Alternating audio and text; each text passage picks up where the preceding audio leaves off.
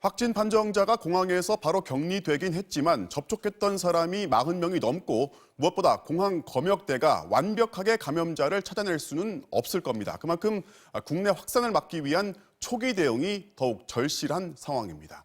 한수연 기자가 보도합니다. 국내 감염 확산을 막을 1차 관건은 40여 명에 달하는 확진자 밀접 접촉자 관리입니다. 이 가운데 확진자가 나타날 경우 가족이나 지역 내 집단 감염으로 이어질 가능성을 배제할 수 없기 때문입니다. 질병관리본부는 밀접 접촉자를 확진 환자가 탄 항공기 좌석을 기준으로 앞 3열과 뒤 3열, 모두 7열의 승객 29명과 승무원, 공항 관계자 등 44명으로 파악했습니다. 신종 바이러스여서 전염력이 어느 정도인지 아직 파악은 안 됐지만 홍역이나 결핵보다는 낫다고 봤기 때문입니다.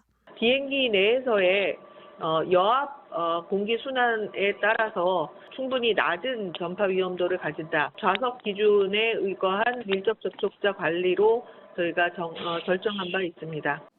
하지만 지난 2015년 메르스 사태 초기 밀접 접촉자 기준을 확진자와 2m 이내 1시간 이상 접촉한 사람으로 설정했다가 감염자 확산을 자초한 전례도 있는 만큼 대응 초기 보다 적극적인 밀접 접촉자 관리가 필요하다는 지적도 나옵니다.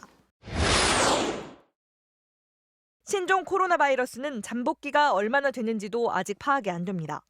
아직 증상이 없는 잠복기 환자나 감염됐더라도 해열제를 먹고 일시적으로 열이 내린 경우 공항 검역만으로는 걸러낼 수 없습니다. 잠복기는 4일에서 6일 정도로 발표를 하고 있는데 코로나 바이러스의 특징상 2주까지 잠복할 수 있습니다. 확진을 받지 않은 감염자가 우리나라로 계속 넘어오는 상황이 이 때문에 보건당국은 중국 우한에서 들어오는 입국자들에게 국내에 들어와 증상이 나타날 경우 곧바로 의료기관을 방문해 줄 것을 안내하고 의료기관들에게도 우한 입국자 명단을 보내 병원 방문 시 선별 진료할 것을 당부하고 있습니다. 중국 내 감염 발생이 우한 이외의 지역으로 확산되고 있는 만큼 입국자 관리 대상을 중국 전역으로 확대할 필요성도 제기되고 있지만 보건당국은 현실적으로 불가능하다는 설명입니다. 중국에서 들어오는 분들이 하루에 한 3만 명 가량 됩니다. 그런 상태에서 전체를 다 컨트롤하기는 쉽지 않은 상황입니다. 우리 국민들도 감염의 예외일 순 없습니다. 특히 중국 우한을 방문할 경우 바이러스 진원지인 시장 방문은 금물이고 야생동물, 현지인과의 접촉도 삼가야 합니다. 우한 지역에 일단 한동안 방문을 자제하는 게 가장 좋을 것 같고 마스크 잘 쓰는 부분들 손 씻기 잘하고. 우한이 아닌 지역을 방문했더라도 귀국한 뒤 최대 14일까지는 마스크를 써야 하고 수시로 흐르는 물에 30초 이상 손을 씻는 등 개인 위생을 철저히 해야 합니다. MBC 뉴스 한수연입니다.